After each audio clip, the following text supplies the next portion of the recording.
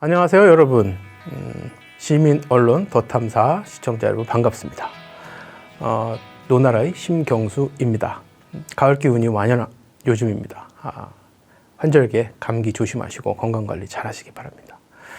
건강관리 잘 하시는 거 매우 중요하죠. 그리고 마음, 심리적인 기분, 감정 관리도 매우 중요합니다. 그런데 이 참 평온해야 좋은 이 마음을 평온하지 못하게 하는 일들이 너무 많죠. 국내적으로 대통령 내외의 크고 작은 사건이라든가, 또 소위 말하는 대한민국 정치판에서 우리 민주, 이 진보 개혁 이쪽에 어떤 뭐 크고 작은 갈등 상황이라든가, 참 그런 일들이 많습니다. 그래서 많은 분들이 마음에 상처도 받고 또 울분도 터뜨리시고 또 묵묵히 참고 버텨보자라고 생각하는 분도 계시고, 어쨌든 마음고생이 요즘 이전과 달리 참 많으실 겁니다. 이제 마음고생이 심한다는 건 사실 스트레스가 유발된다는 거잖아요, 여러분.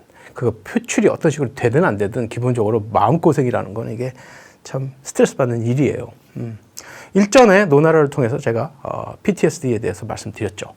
그 PTSD를 포함한 여러 가지 그 불안 증상에 대해서 오늘은 말씀드리려고 합니다. 특히 이제 노인분들께서, 연세 드신 분들께서 감정 조절이 좀 힘든 경우가 많잖아요. 갑자기 버럭 화를 내신다든지, 뭐 상대방 말을 듣질 않으신다든지, 그리고 뭐 굉장히 불안한 상태에서 무슨 일들을 뭐 발생이 되면 여유 없이 빨리 진행을 해서 빨리 마무리를 시켜야 된다든지, 뭐 그런 패턴들을 많이 연세 드시면 보이죠. 그래서 오늘은 이 매우 예민한 사람들을 위한 책을 여러분들께 소개를 하면서 그 안에 있는 내용들을 중심으로 우리 마음속에 있는 불안증, 이 노인들의 불안함, 이런 것들이 어떻게 설명되어지고 이해를 해야 되고, 그것을 극복하기 위해서 우리 모두, 뭐 노인들을 포함해서 우리 모두 어떤 노력을 구체적으로 해야 마음속에 있는 불안감들을 조금 줄일 수 있는지에 대해서 여러분들께 말씀드리겠습니다. 이제 본격적으로 여러분들과 그 얘기를 하기에 앞서서 이 불안증에 대한 얘기를 간략하게 일단 이 뭐 오리엔테이션처럼요, 뭐 간단하게 여러분들께 말씀드릴게요.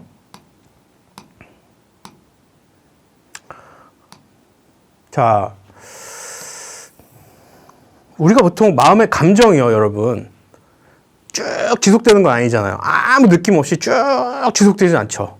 그러니까 막 이 파동이 있죠, 이렇게. 파동이. 일단 이렇게 파동이 있어요, 이렇게. 어느 정도의 이런 파동. 그러니까 좋았다가 나빴다가, 좋았다가 나빴다가, 좋았다가 나빴다가, 뭐 이렇게 갑니다. 이게 일반적인 우리의 마음 상태예요. 그러다가 뭔가 하나, 내가 원하는 물건을 하나 샀어요.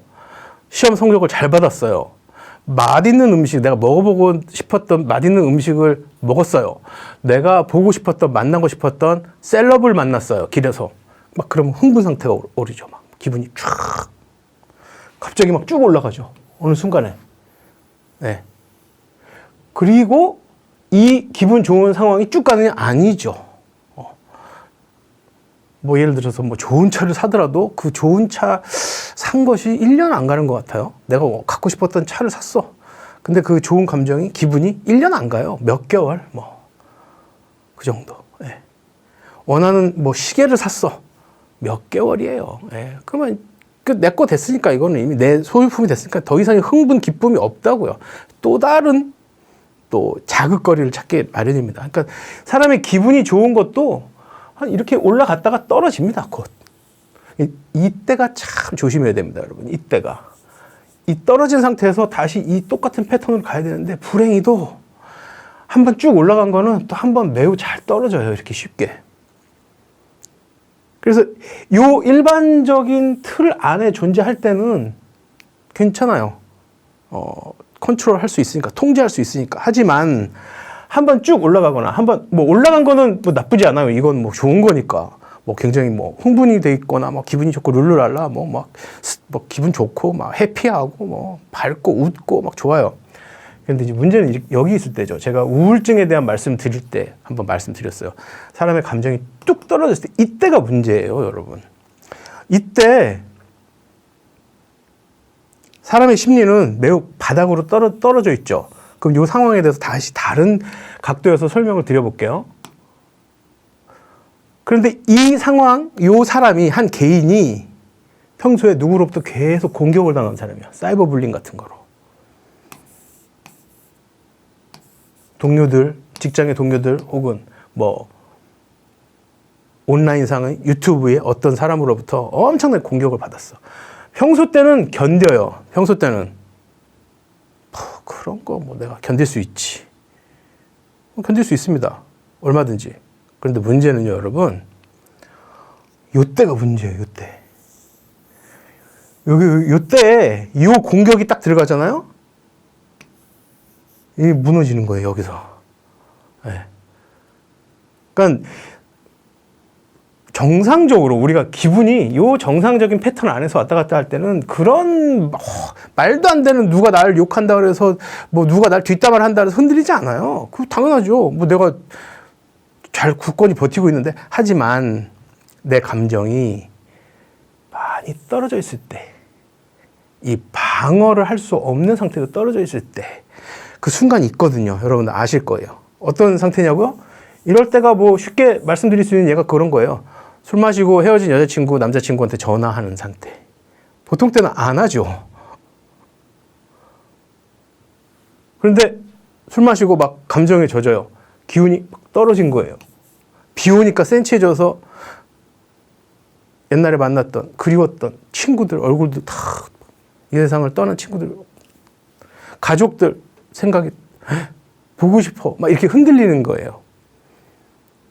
그럼 예전에 내 애인한테 전화를 해볼까? 보통 때는 안 하죠. 이때는 할 수밖에 없어요. 무너져 있거든.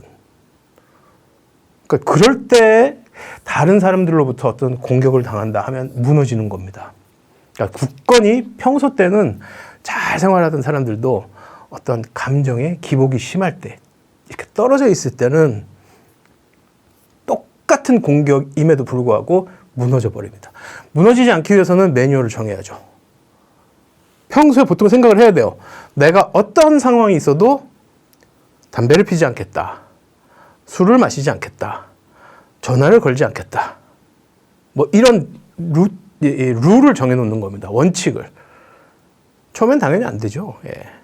그러나 반복이 되면 지켜집니다. 그리고 그 과정을 통해서 내가 여기서 어떤 공격을 받아도 극복이 되는 겁니다. 방어가 되는 겁니다. 여기에 떨어지지 않는다? 그건 아니에요. 다 떨어져요. 어떤 사람이든.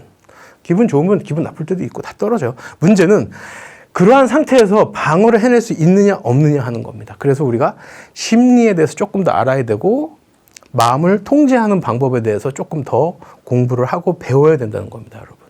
한 요 정도는 이제 사전 지식으로 여러분 갖고 계시고요. 여기서 조금 더 오늘 말씀드릴 노인 불안증에 대해서 본격적으로 말씀을 드리도록 하겠습니다.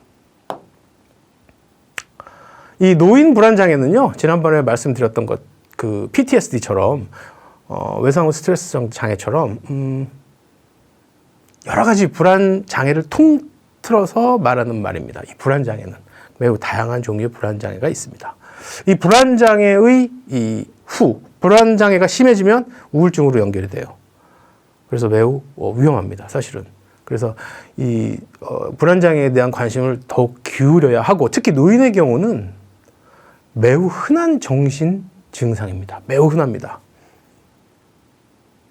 사별, 은퇴, 경제적인 어려움, 그리고 범죄의 대상 가능성, 그리고 학대, 너무 많죠. 이러한 정신적 그리고 사회적 스트레스가 많고 거기에 플러스 신체 질환이 있잖아요. 노화로 인한 신체 질환. 그러니까 노인들은 항상 불안한 거야, 이게. 뭐 사실 상대적으로 나이가 많지 않은 인구들은, 젊은 사람들은 뭐 그냥 그거 뭐 그냥 넘어갈 수 있어. 뭐 그냥 그 사람도 내가 뭐 제압할 수 있어. 당신 나한테 뭐라고 해도 이 일에 대해서 내가 언제든지 할 수 있어. 이렇게 하지만 노인 인구에서는, 노인들은 아무래도 자신감도 좀 떨어지죠. 그러다 보면 자존감도 낮아지죠. 그리고 사회적으로 피해 의식이 점점 많아지죠. 하다 보니까 불안 증상이 점점 많아집니다. 나이를 들수록. 그건 자연스러운 노화 현상 중에 하나입니다. 게다가 다양한 약물을 복용하죠. 관절 허리, 뭐 고혈압, 당뇨 등등. 그래서 그 약물들의 부작용도 감정에 영향을 많이 미칩니다. 그러니까 이러한 복합적인 원인이 있기 때문에 노인의 불안장애는 비록 성인기의 발병 빈도보다 낮다고는 하지만 매우 조심스럽게 관심을 갖고 지켜봐야 할 대상인 것입니다. 또한 신경생물학적 변화도 있어요. 그러니까 이 모든 이 요인들을 보면 노인들은 항상 불안하게 산다고 보시면 돼요. 그러니까 모르는 사람이 탁 찾아와도 가슴이 철렁 내려앉고,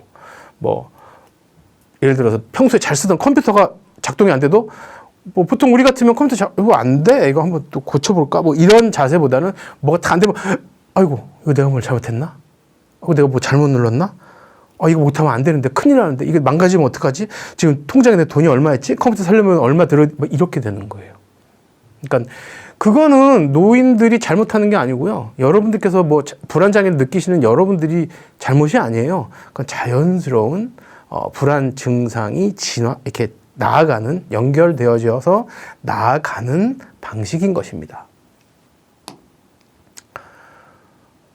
강북 삼성병원의 정신의학과 교수인 오강섭 교수님은 지난 4월 22일인가요? 그때쯤에 YTN 라디오 대담을 통해서 이런 인터뷰를 하셨어요.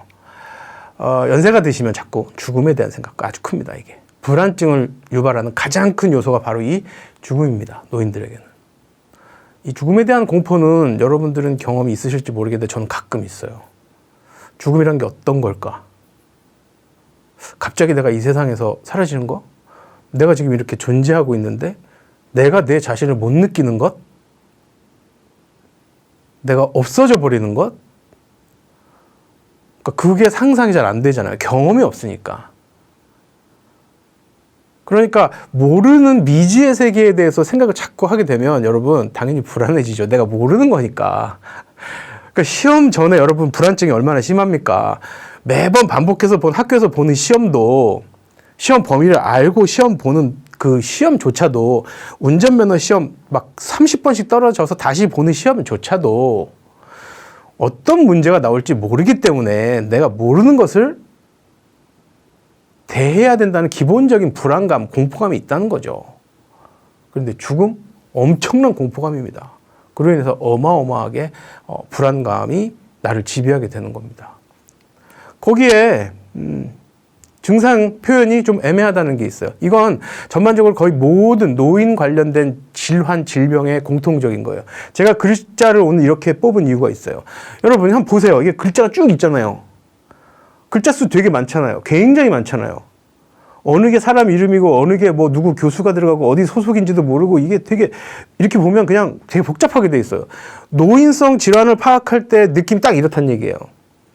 문제가 있다라고 말은 하는데 이렇게 노란색으로 표시되었듯이 호흡이 곤란하다든지 가슴이 두근거린다든지 여러 가지 병에 대한 걱정, 죽음에 대한 걱정 이런 게 막 이렇게 특정이 되면 보는데 그렇지 않고서는 이게 노인성 질환 때문인지 아니면 노화의 자연스러운 현상인지 구분하기가 매우 어렵다는 거예요.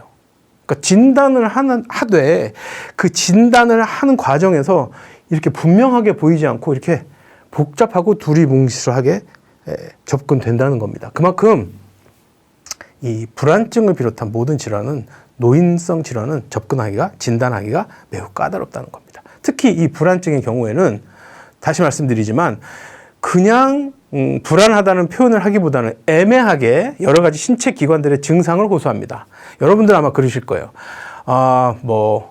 대통령 영부인 얼굴을 보면 막 갑자기 어지럽다든지 음식이 얹힌다든지 소화불량이 막 허리 아프신 분들 계시려나? 하여튼 그런 증상이 있게 됩니다. 예. 그런 증상, 노인들이 갖게 되는 공통적인 불안 증상은 호흡곤란, 가슴 두근거림, 여러 가지 병에 대한 걱정, 죽음에 대한 걱정 이런 것들을 호소합니다. 아마 여러분들도 크게 다르지 않을 것이라고 판단됩니다. 그래서 제가 오늘 간단하게 이 책 하나를 제가 이 책을 팔려고 홍보하려고 나온 거 아니고요.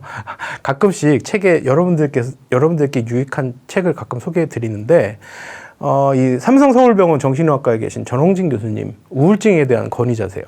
이분이 쓴 매우 예민한 사람들을 위한 책, 이 책을 간략하게 소개를 해드릴까 합니다. 내용 중에서 몇 가지 우리 불안증을 호소하고 고통받으시는 분들에게 도움이 될 만한 내용들을 뽑아봤어요. 책이 굉장히 쉽게 재미있고 유익하게 레퍼런스, 즉 가까이 두고 참고할 만한 그러한 퀄리티를 갖고 있어요. 그래서 뭐 불안증으로 좀 어려우신 분들께서는 한 번쯤 읽어보시는 것도 나쁘지 않을 것 같습니다. 이 책에 이런 내용이 있어요. 스티브 잡스가 어떤 무엇에 대한 공포증이 있다. 그리고 타이거 우즈의 불안증, 예민함을 촉발한다. 이렇게. 스티브 잡스 어떤 사람입니까? 천재죠. 어마무시한 천재죠. 인류의 생활 패턴을 바꾼 사람이에요. 그렇게 머리가 좋고 추진력 강하고 판단력 막 엄청난 사람도 머리가 팍 돌아가는 그런 천재 중에 천재도 어떤 부분에 있어서는 이런 공포증을 가졌다는 겁니다. 불안증을 심하게 가졌다는 겁니다. 타이거 우즈 역시 마찬가지입니다. 그 완벽한 사람으로서 칠 수 없는 샷을 구사하는 그 프로 골퍼도 지금 이 괄호 안에 있는 이러한 문제를 갖고 있었다는 것입니다. 제가 왜 이 두 유명한 인물들에 대해서 말씀드리냐면 여러분들께서 혹시라도 갖고 계시는 이 불안증이나 예민함이 여러분들만의 문제가 아니라는 것입니다. 이러한 유명한 큰 사람들도 마찬가지로, 우리와 마찬가지로 이러한 공포증과 예민함을 호소하고 고통을 받았다는 것입니다. 스티브 잡스는요, 환공포증이었어요. 환공포증 아시죠? 이렇게 동그랗게 생긴 여러 가지 막 이렇게 이런 동그란 걸 보면 공포를 느끼는 거. 아마 그 영상 같은 걸 아마 보시면 여러분들 그런 거 많이 확인하실 수 있을 건데, 그러니까 동그랗게 생긴 것들에 대한 공포증이 스티브 잡스는 유난스러웠고, 타이거 우즈는 입스가 있었어요. 이 입스는 뭐냐면 주로 운동선수들이 말도 안 되게 근거리에서 2, 3m 거리에 공을 못 던지는 경우를 얘기해요. 축구 선수들은 텅 빈 골문 앞에서 말도 안 되는 멀리 차버리는 경우, 야구 선수들은 바로 가까운 2, 3m 거리의 공을 못 던지는 거예요. 이게 어디로 멀리 갈 것 같아서. 이게 불안증이고 염려증입니다. 엄청 예민해지는 거죠. 이 입스라는 게. 예. 운동선수들에게는 이게 치명적인 거예요. 근데 원인이 있습니다, 여러분.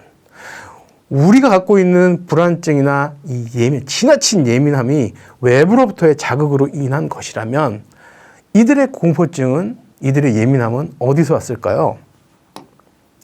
스티브 잡스는 미혼모의 아들이었습니다.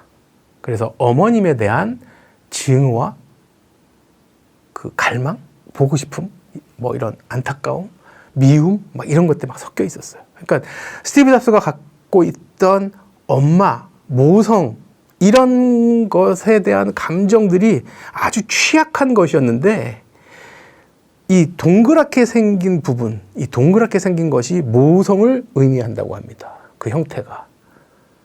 그래서 이 스티브 잡스는 이 환공포증에 시달릴 수밖에 없었고, 타이거 우즈의 경우는 여러분들 다 아시잖아요. 엄청난 스캔들이 터졌었잖아요.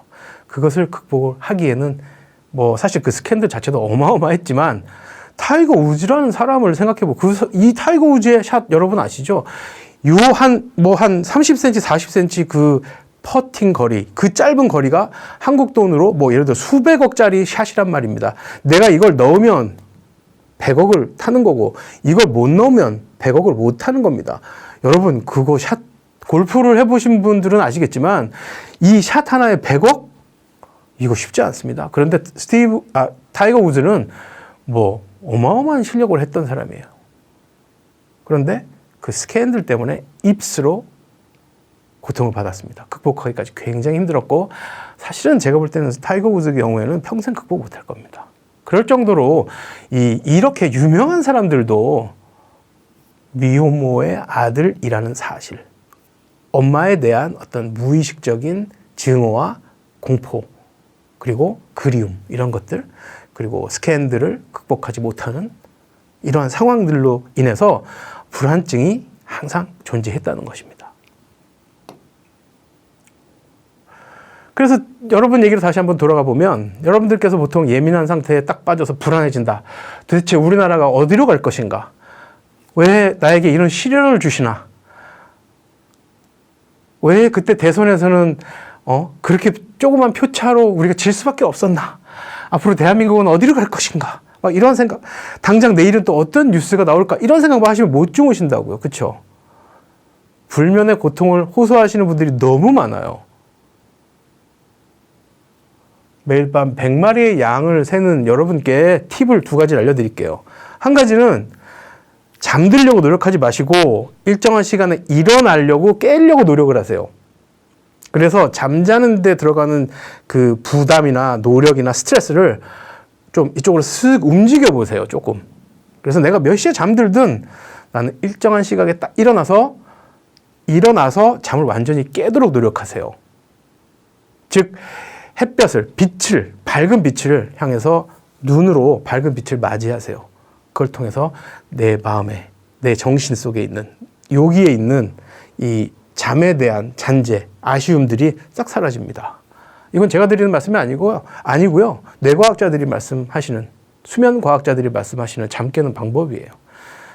햇빛이면 완전 좋겠죠. 비타민 D까지 만들어지니까. 그것을 그냥 이렇게 느끼지 마시고 분명히 눈을 떠서 직접 빛으로 받아들이시라는 겁니다. 그러면 아침 일어나기가 수월하실 거라고 과학자들이 설명을 하고 있어요. 또 한 가지는 잠자기 전에 눈알을 좌우로 굴리는 운동을 하래요. 이건 굉장히 심플한데요. 이유가 뭘까요? 이유는 간단합니다, 여러분. 사람이 수면을 취할 때 렘 수면 상태에서 눈알이 좌우로 굴러간대요. 그러니까 그건 모르죠. 제가 제 눈알이 어떻게 돌아가는지 제가 어떻게 알아요? 그러나 과학자들의 조사 결과 사람이 렘 수면 상태 쭉 깊은 수면으로 떨어졌을 때는 눈알이 좌우로 굴러가더라. 그래서 눈알을 좌우로 굴러가면 다른 기능들이 수면을 불러일으킬 것이다 라는 결론에 이르는 것이죠. 그래서 이 2가지, 매일 일정한 시간에 일어날 것, 그리고 정말 잠자기 힘들면 눈알을 좌우로 굴려볼 것. 좌우로 굴렸는데 잠이 안 와요. 더 굴려보세요. 그래도 잠이 안 와요. 그러면 그 말씀을 한 과학자들에게 편지를 쓰세요. 잠을 못 자겠다고. 이건 제가 여러분들께 농담으로 드리는 게 아니고요. 과학자들의 연구 결과, 그런 결과가 있다니까 아마 다는 아니어도 몇 분께서는, 최소한 이 영상을 보시는 몇 분께서는 도움을 받으실 수 있으리라고 생각됩니다. 저도 한번 해볼 계획입니다. 네. 그리고 또 언제나 걱정이 많은 당신에게 대한민국의 앞날이 그리워지고 걱정이 되고 우리 자식들의 세대에서 대한민국이 앞으로 어떻게 될 것인가, 지금 이 모양 요 꼴인데 이거 어떻게 하면 좋은가 걱정이 많으시죠. 이건 저도 걱정이 많고 머리가 아플 때 쓰는 방법입니다. 걱정 리스트를 쓰세요. 그래서 걱정을 분류를 하세요. 지금 당장 해결이 필요한 일, 피할 수 없는 일, 닥쳐서 걱정해도 될 일. 그러니까 닥쳐서 걱정해도 되는데 막 미리 하는 거지. 저희 어머니하고 저희 아버지가 그러세요. 한 달 있다가 해도 되는데 당장 오늘 해야 되는 거야.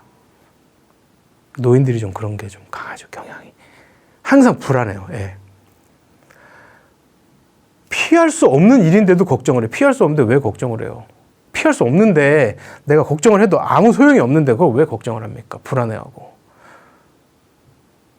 윤석열 대통령이 있어서 나라를 망가뜨려. 제가 할 게 없어요. 거기에 대해서는 할 게 없어요. 하지만 그 기간을 단축하거나 그 기간에 우리가 조금 더 잘 견딜 수 있는 방법을 모색하는 건 할 수 있어요. 집회에 참석한다든지 같은 뜻을 가진 사람들과 얘기를 나눈다든지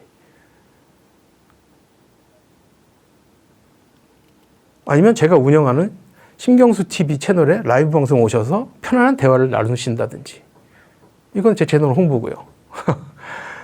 그래서 여러 가지 가능성이 낮은 것에 또 걱정할 일이 없잖아요. 그러니까 이렇게 리스트를 작성해서 내가 걱정을 해서 해결이 될 일에만 집중하라는 겁니다. 그러면 일단은 가장 큰 장점이 뭐냐면 내가 걱정하는 걱정의 개수를 줄일 수가 있어요, 여러분. 그러면 걱정을 몇 개만 하면 돼요. 그러면 고민을 해보고 해결 방법을 찾고 해결 방법을 찾으면 걱정 안 해도 돼요. 그 나머지 것들, 피할 수 없는 일, 일어날 가능성이 낮은 일, 이런 거는 지워버리세요. 그러면 이상하게 없어져요. 처음부터 되지 않아요. 저도 학교에서 뭐 이렇게 뭐 과정을 하면서 대학원에서 공부를 하면서 이런 방법을 배운 다음에 해봤는데 처음엔 잘 안 돼요. 그러나 여기에 좀 익숙해지면 잘 됩니다. 예, 신기하게 됩니다. 백지를 딱 꺼내놓고요. 고민거리 대여섯 가지를 착 머릿속 복잡하게 하는 대여섯 가지 쭉 적으세요. 은행 잔고가 부족하고 체중이 너무 늘고 있고 공부할 때 잠이 막 쏟아지고 새로운 아파트 계약이 끝나서 다시 이사 가야 되고 한꺼번에 여러 가지 막 그 고민거리가 있을 때가 있어요. 불안해지잖아요. 그럼 정리를 한번 딱 하세요. 그럼 거기서 내가 해결할 수 있는 것, 지금 당장 해야 되는 것, 내가 신경 써도 해결 안 되는 것들이 구분이 됩니다. 그럼 지워버리세요. 그럼 잊을 수 있습니다. 아니면 순서가 정해집니다. 그러니까 이러한 과정을 통해서 걱정 리스트를 작성해서 여러분들이 갖고 있는 걱정들을 지워내거나 우선순위를 두어서 여러분들이 걱정에 심각하게 몰입되거나 그 영향에 압도되는 것을 막을 수 있다는 겁니다. 이러한 것들은 여러 가지 기법으로 이론으로 설명할 수 있는데 기본적으로 제가 많은 관심을 갖고 공부를 한 인지행동 이론과 맞닿아 있습니다. 그러니까 지난번 논알에서 간단하게 말씀드렸는지 아니면 다른 영상에서 말씀드렸는지 모르겠는데요. 이 인지행동 이론은요 간단합니다. 앞서 말씀드린 것처럼 저희가 갖고 있는 불안증이나 예민함을 조금 누그러뜨리기 위해서 저희 행동, 눈알을 좌우로 돌린다든지 리스트를 만들어서 지워낸다든지 그러니까 물리적인 행동을 통해서 나의 인지를 변화시킨다는 것입니다. 또 당연히 행동을 변화시키기 위해서는 인지적인 변화를 유발을 해서 행동의 변화를 꾀한다는 것입니다. 이 인지행동 이론이 미국에서 각광을 받는 이유는 매우 효과적이고 단기적으로 매우 효과적이고 비용도 많이 들지 않고 아까 리스트 만든 것처럼 여러 가지 기법들이 있어요. 이 인지행동 이론에 대해서는. 근데 미국에서 굉장히 인기가 있었던 이유는 간단합니다. 이해하기 쉽고 그래서 뭐 조금 더 뭐 얘기를 여러분들께서 관심 있으신 분들께서는 인터넷상에 또 인지행동 이론을 검색하셔서 좀 살펴보시기도 하고 해서 여러 가지 적용할 수 있는 범위를 한번 찾아보시기 바랍니다. 저는 이렇게 인지 이론과 행동 이론이 결합된 형태의 인지행동 이론을 활용한다면 앞서 설명드린 여러분들의 불안감을 없앨 수 있는 여러 가지 다양한 방법을 여러분들께서도 고안해낼 수 있으시고 또 이미 많은 그런 기법들이 대중에게 알려져 있습니다. 그런 것들 중에서 여러분들이 선택할 수 있는 것들을 선택해서 한번 시도해 보시는 것이 좋습니다. 단 거기서 마지막으로 제가 여러분들께 부탁드릴 것은 한두 번 해서 성공되지 않겠죠. 예. 그러니까 저희가 무슨 뭐 병원, 내과 병원을 찾듯이 이 병원을 갔는데 감기를 잘 못 고쳐. 이 병원을 갔더니 감기를 잘 고쳐. 그냥 난 그럼 이 병원 다닐래. 이렇게 쉽게 할 수 있는 문제가 아니에요. 이건 어떤 제 마음이라든지 정신적인 관계와 뭐 연결이 되어 있고 매우 보이지 않는 부분이기 때문에 다양한 기법들을 계속 나에게 맞다 싶은 기법들을 꾸준히 반복 연습을 하시면 그것에 익숙해지면 아마 여러분들께서도 예민함을 조금 덜 예민하게 만들 수 있고 여러분이 갖고 있는 불안감을 조금 가볍게 할 수 있는 좋은 시도가 되리라고 생각합니다. 부디 오늘 말씀드린 이러한 내용들을 통해서 여러분들의 불안감과 예민함을 조금 더 줄이거나 낮게 할 수 있었으면 참 행복하겠습니다, 여러분. 감사합니다.